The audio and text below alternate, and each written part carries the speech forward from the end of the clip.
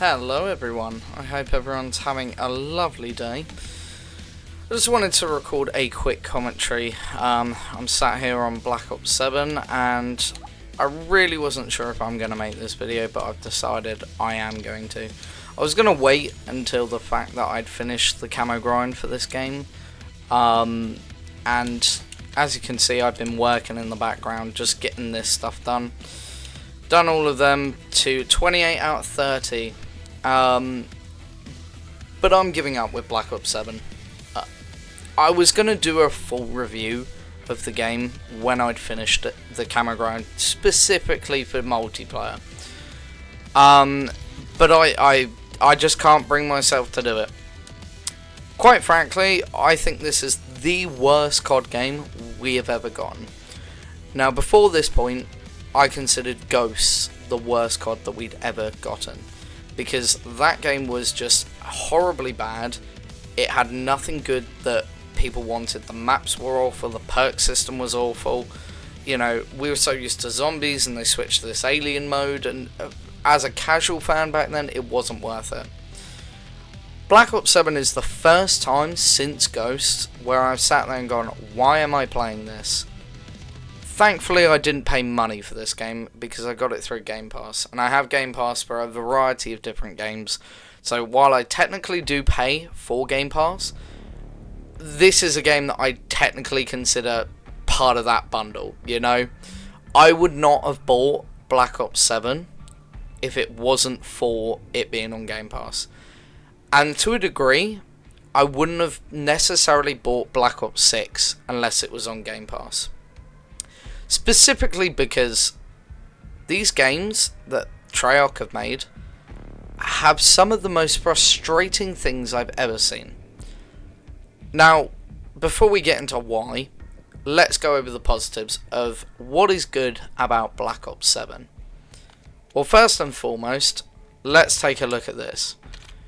You've now got in this game the weapon prestige system, which is absolutely awesome, and I think that this should be coming back in every COD. You level your gun up all the way, then you can prestige it if you want. You get a camo out of it, and you can get it up to level 250, and you get a bunch of camos for it. That's really great. I actually really like that system, and I think it gives you something to grind for across the year. You know, all of these camos, I wish they were different in the Prestige Master, but it is what it is. And then you get the nice camo at the end here, the aced camo in this sense, which looks really good. And you can apply that to any gun. I think that's really good. However, Black Ops 7, for one, it kind of follows the Black Ops 6 route of having X amount of headshots, then you do like a challenge thing at the end. The difference in this game is they lowered it to 80, which 100 headshots I don't think was an issue as it was. It's monotonous, but it's not that bad. The problem is the challenges after that. So as you can see here, it's 15 kills shortly after switching weapons. Not that bad of a challenge, quite annoying on some weapons, but actually not that bad. I think it's only really annoying if you've got to switch to a melee weapon or a launcher. That to me is a bit stupid, but anyway. 50 kills while moving, simple challenge, and 30 without taking damage. You'd be playing hardcore to get the headshots anyway, you might as well do that. Then you got the 3 kills without dying, pretty standard stuff, I think that was last year. Double kills, which again, for a pistol, not a problem. And then 5 kills without dying, which isn't the hardest thing in the world. Now there is a caveat to this. And I'm just going to show you, because I'm not even joking, the last 2 days of this game, I have barely played a single match. This has been my life. 10 seconds in a game, it counts as a defeat. I joined this game at 200 points, might I add. And similar story with pretty much all of these games. They're all in progress, they're all bad. The problem that we're having with COD at the moment, it's in such a bad state, there's just no point. I think this is probably one game that I stayed for, and as you can see I was only in it for 6 minutes. Why? Because I joined late to it again. And this is the big problem that COD is now facing. They're not creating an opportunity where the game is even fun to play. And I think, like, I've reached Master Prestige, and I thought that would be fine. I thought, I'm going to finish out the last couple of weapons. I thought, oh, it's not going to take too long. I've done all of these, not too bad at all. Get to the sniper rifles here, and it has just taken me ages to find a game where I am not playing the CDL. I'm trying to relax on this game, okay? I don't want to sit there and have to sweat my bollocks off. But I'm not even joking when I say this. This is the highest KD I've ever had in a COD. And while it's not amazing at 1.43, by any means that's not amazing. It's higher than any other COD game I've ever played. But my win-loss ratio, that is much lower than any other COD I've ever played. Now granted, I have not cared about wins in COD probably since 2019. Because it's completely random. Your teammates that you get were awful. And I think when they introduced skill-based matchmaking, what I found 90% of the time was I was getting into lobbies where my teammates were so below average that I would have to carry it. And that to me is wildly not fun. And you can see, look, let's go through this. 0.36. Now I can tell you for a fact that 64 of those games were yesterday. Those losses. 90% of them I just left. I'm not going to play a game in progress where it's me and one other guy versus a full team of 6 sweats. I'm not going to play that. And I think the devs should take note, because this is a COD game that they have openly apologised for. Now, they also have some of the worst events I've ever seen in a COD game. I mean, the events in Black Ops 6 weren't amazing, by any means. But this is the first event that I've seen in the game where I'm actually like, wow, that was actually a good event. It's not that hard, but it's not actually that bad either. The event they had before this, and I'll show a clip of it, the Rally Point event, was shit. And the 2 events they had previous were leaderboard events. Now the one for multiplayer was their first event for this game, and it was literally, how unemployed are you? Because that's the only way you're going to get the score necessary to get the win. The one after that was for zombies, and it had a very good camo in it. The problem with that was there were so many exploits at that point that if you were someone who was legitimately going for the camo, you were fucked.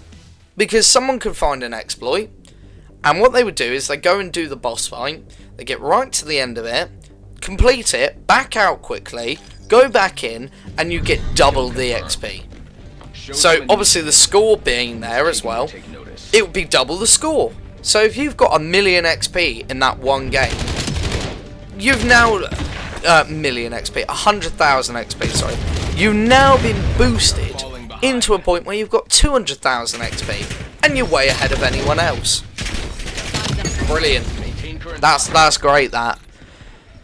Treyarch do nothing about it again. I'm trying to find a reason to keep playing Black Ops 7, and thankfully there is a reason. And that is down to endgame.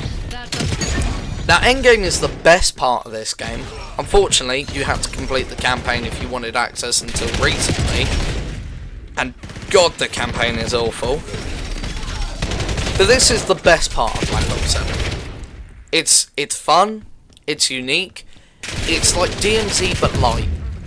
And I enjoyed DMZ, it was okay. It wasn't anything particularly special, but it was good fun if you had some friends. And it was a good part of Modern Warfare 2. This is a good successor to that. Now, if you like zombies in BO6, you're gonna like BO7 zombies. They are literally the same.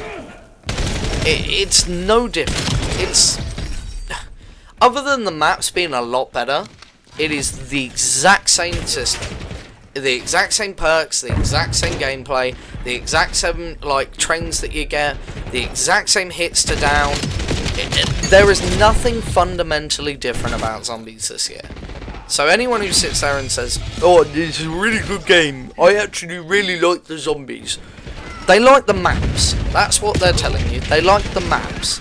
Because if they tell you the gameplay's different, they're chatting out their arse. Now, secondly, probably a different point at this point, but the matchmaking, okay? Open playlist, persistent lobbies. Matchmaking where skill is minimally considered. I hate to break it to you folks, that is a lie. It definitely feels like a lie, at least. I'm not even joking when I say this, but yesterday I was searching for a match, right, and I was just trying out. I usually play with the network settings of console only, and I was just finding really bad lobbies, so I thought, right, I'll turn crossplay off. Took me 10.5 minutes to find a game. Now I'm on Xbox, so again, I don't know if that's just because there's not that many people playing, which we have countless reports for. But the other thing with that, when you just put it on Xbox mode, it invites PC players in, because you've got PC Game Pass. So that's what that does. So that's another problem. Now if you go to this standard mosh pit where matchmaking is considering skill some more, okay? I'm not even joking. These lobbies feel more random to me than the open matchmaking thing, which is really weird.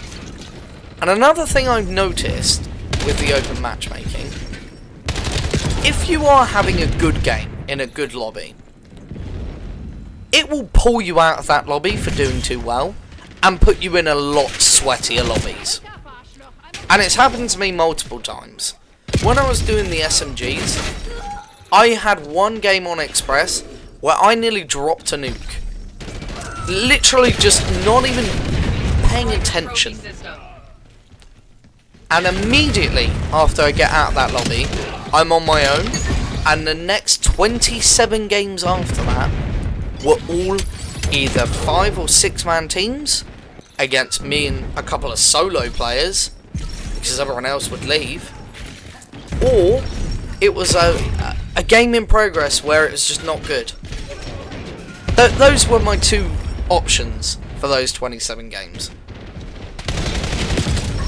It is incredibly bad that I'm sat here like trying to find a reason to play this, because at least with BO6 last year, it felt like they were listening. Was that game perfect? Absolutely not. That game had a countless amount of hackers, to the point where in Season 2, Season 3, you would really struggle to find a game without someone hacking if you played for more than 5 games. It was that bad. I would actually argue in Season 3, I would be lucky to go 3 games without finding a hacker. But anyway, on to this. I don't want to make this channel like negative, and I don't want to make it about COD. But I was sat there like the other day thinking, well, I've said I'm going to make videos on COD, and I just can't do it. I might make some videos on Endgame, I don't know, because I do enjoy Endgame, and I think it's quite good. And I might do a bit on zombies if people want to see it. But for multiplayer, right now, I'm not going to be touching it. It is the worst multiplayer I have ever played for a COD game. And I truly do think that with the player count being below 100,000, sometimes below even 50,000, it really does show. And again, for people that don't know, that is just Steam charts. I really do think that something needs to change in this game. They need to help the community out. They need to address these issues. Because, again, I'm not the only person who's felt these issues. I have a couple of friends who regularly play COD. And both of them have stopped playing multiplayer because they've noticed that their games just got so much sweatier. Now again, when I jump into the standard mosh pit, I feel like my games are more random. Sometimes I'll get a really sweaty group of players, and sometimes I'll get brain dead idiots. And sometimes I get a medium. Sometimes I get 1 or 2 players who are just not that good, and then I've got one guy on the other team who's absolutely amazing and popping off. And I feel like that's what the open mosh pit should do. But more often than not, the open mosh pit is just a 6 to 5 man teams. You've got people who just back out immediately. I've had games where it's just me versus 6 other players. I don't want to play that, and I don't know anyone else who wants to play that. So I definitely think that there needs to be something for this game that is going to push it to a different level. And we'll have to see how that goes. But yeah, it's just a quick little video, guys, and yeah, I think if I was to review Black Ops 7, I would give it probably a solid 5 out of 10. And I think I'm being generous because the endgame is that good. If I had to rate endgame on its own, I'd give it 8 out of 10. If I had to rate multiplayer on its own, I would give it a 3 out of 10. It's that bad this year. And I feel like I'm being generous giving it 3 out of 10. Zombies, again, I would 7 or 8. It's BO6. If you like that, you like this. And campaign, I wouldn't even rate it. It's that bad. It makes Modern Warfare 3 look like a great game. So, yeah. But I hope everyone has a wonderful Christmas. And I'll see you guys in the next video. Cheers, guys.